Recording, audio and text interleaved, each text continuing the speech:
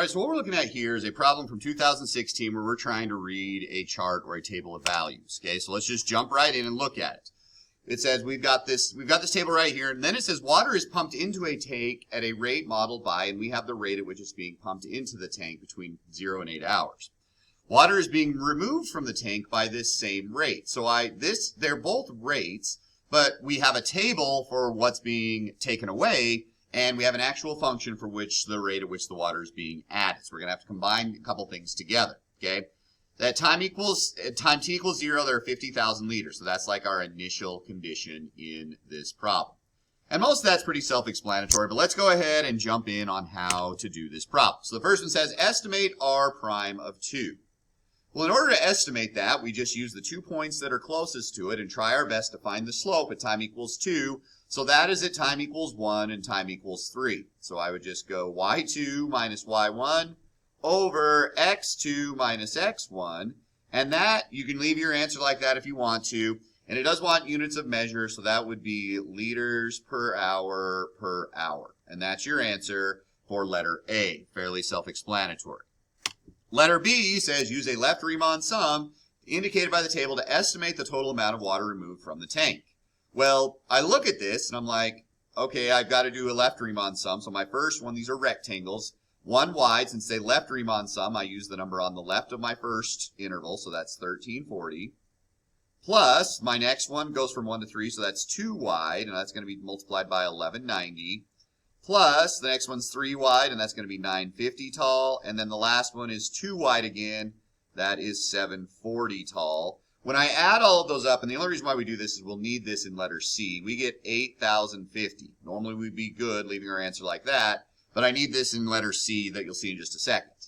Now, I also need to know if this is an overestimate or an underestimate of the total amount of water removed. So the key here is that this function is decreasing. If I have a function that is decreasing and I look at a left Riemann sum, I can see just by drawing a few rectangles that it is going to be an overestimate. Now, don't ever draw a picture when you're trying to explain that. Just say the function is decreasing. I guess I should have written R instead of F. But because that's the reason why it's an overestimate, because R here is decreasing. So there's your answer for number 2. Now, number 3 says, use your answer in part B to find an estimate of the total water in the tank at the end of the 8 hours. Well, I'm going to take my initial condition, which was my 50,000. Then I'm going to figure out how much water has gone into the tank from 0 to 8 by using W of T. That will tell me how much water went in, and then we already know from letter B that the amount of water that went out was 8,050. So one thing, if you're using your calculator, don't forget this needs to be d of t dt, and we need to end the integral right there. Don't include the 80/50. That already is an estimate of the integral from 0 to 8 of r of t.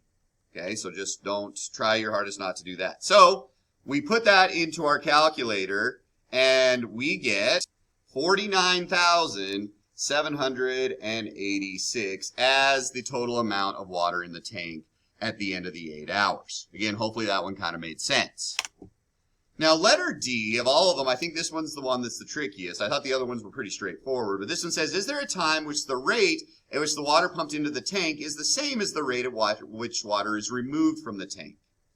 Now, in order to do this, what we have to figure out is what was the rate at the starting time, so my rate at time equals 0, and then I have to find my rate at the ending time, so my rate at time equals 8.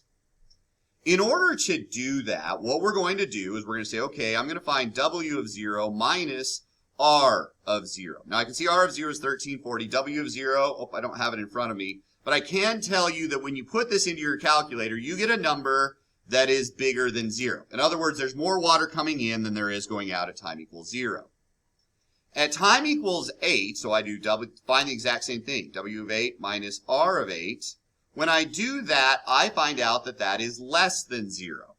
What that means is somewhere along the line between where I started and where I ended, my actual rate had to cross the x-axis, if you will. It had to be equal to 0. There's no way you can go from above, have a rate that's positive, to having a rate be negative without actually crossing 0. So this one, it is yes, and this right here is a good enough explanation as to why it is true that would happen. If you have any questions about this, please let me know.